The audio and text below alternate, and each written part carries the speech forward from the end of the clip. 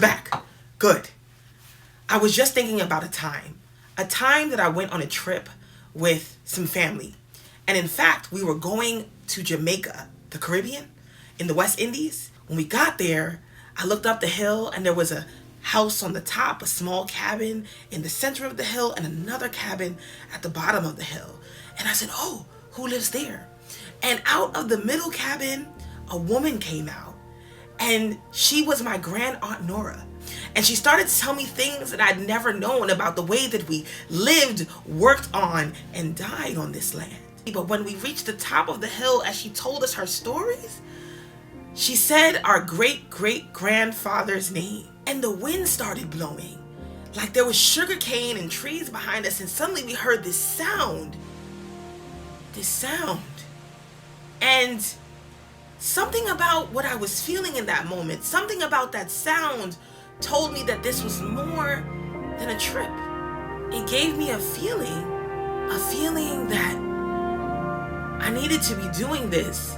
And not just because I was a history teacher, but also because I needed to preserve these stories for the world, for our people, for my family. And that's where my journey began. Welcome to Decolonized.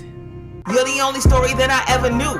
Learn about the past so you can be a better you. Most time, repeat yourself ain't really a mystery. So we know our stuff, so we don't repeat history. So we go from Dred Scott to hip-hop to Harlem, we shake. From civil to movements to ML the K. From Adam to CJ to walking this way.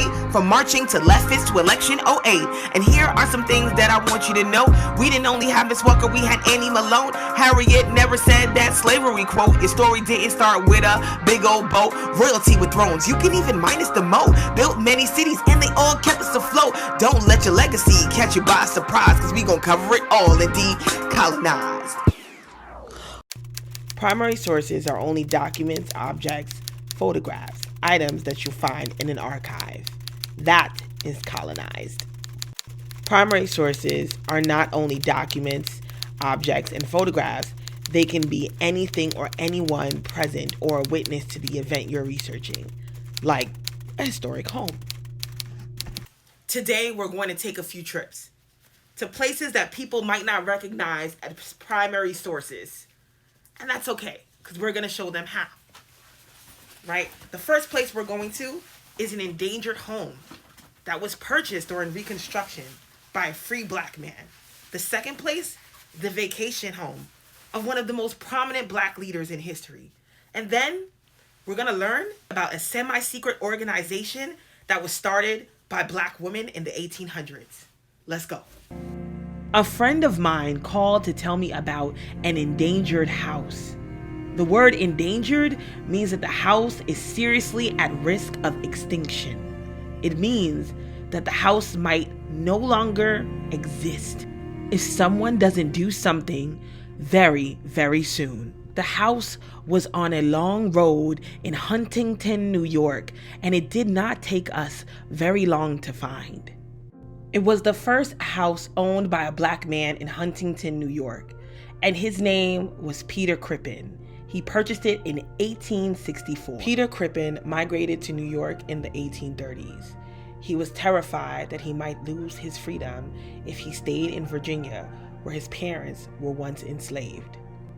It was here he became a brick laborer, activist, leader, and eventually a homeowner.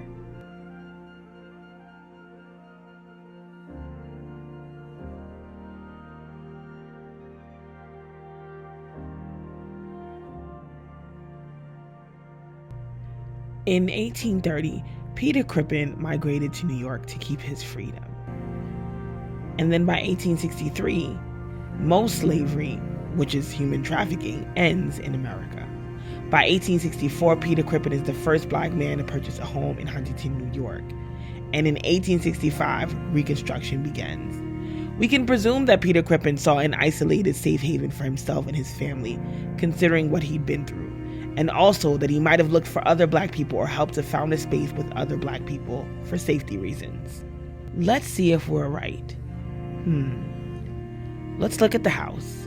There's a window here, and more windows and a door.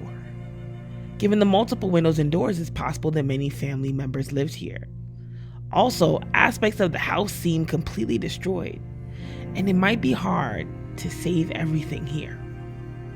The house seems isolated, away from many neighbors. Fields and trees nearby show no other houses were next to this one. Interesting. There are the fields. And then the curtain in the window means someone lived here not that long ago. We can definitely see if we're right now. Here's an article from CBS on the Peter Crippen house.